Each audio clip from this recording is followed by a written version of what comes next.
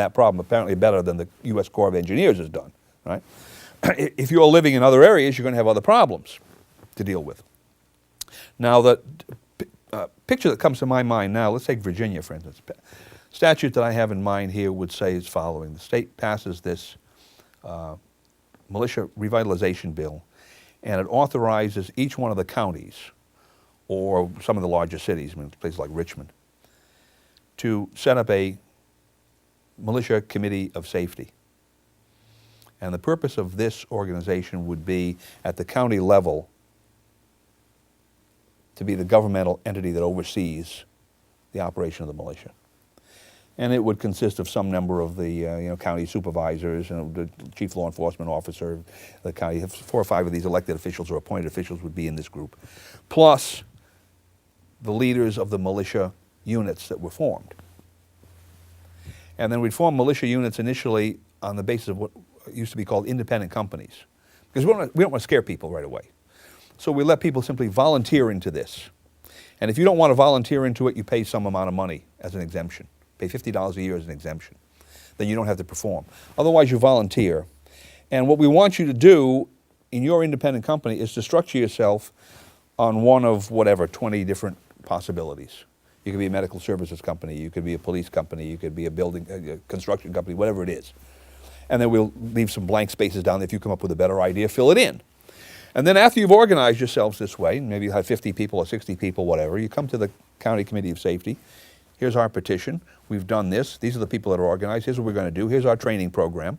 Here's the kind of equipment that we're going to get, we think we need. And we want you, the County Committee of Safety, to authorize this. County Committee of Safety signs on. This was actually done, not in Virginia, it was done in Rhode Island. Rhode Island was one of the examples of this happening all the time. When was it? In the colonial period, up to the constitutional period, and then thereafter as well.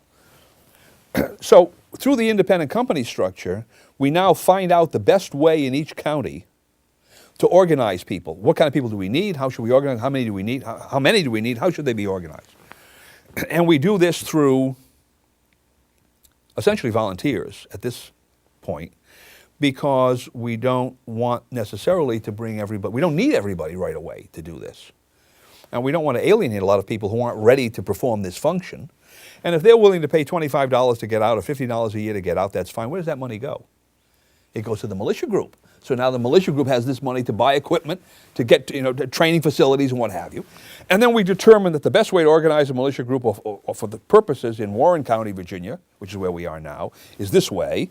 And over in Clark County, it's different. And Fairfax County, it might be slightly different and what have you. It's based on the needs of the county. It's based on the needs of that county. Now then, also on there's certain state considerations. Now, at the end of some period of time, let's say a year, you have the County Committee of Safety writes a report based on what they did, and they send this back to the State Committee of Safety.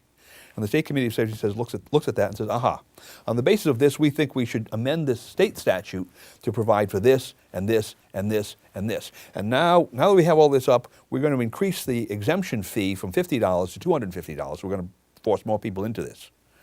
And we're going to tell those people that they have to take a Red Cross first aid. We're now going to start laying these things out, which everybody has to do.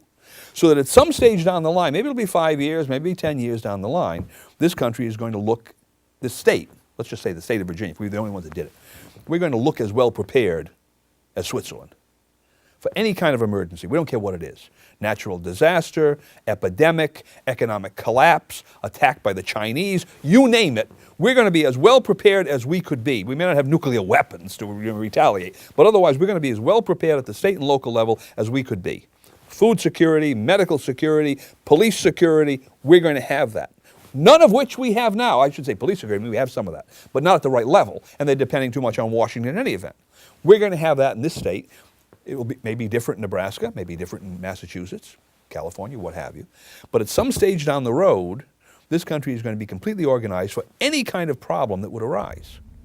And it's going to be organized from the bottom up, not from the top down. RestoreTheRepublic.net and TakeBackWashington.com are 2 key places to join the fight, the info war against the New World Order. You've seen the film.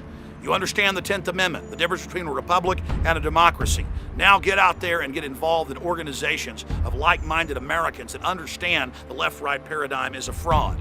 And for more news and information, to track what the globalists are up to and how people are countering them worldwide, visit Infowars.com and PrisonPlanet.com. Thank you for watching Don't Tread on Me, Rise of the Republic. This film and other documentary films that are out there are vital to getting the word out to the people of the world to understand the type of global system that's being set up.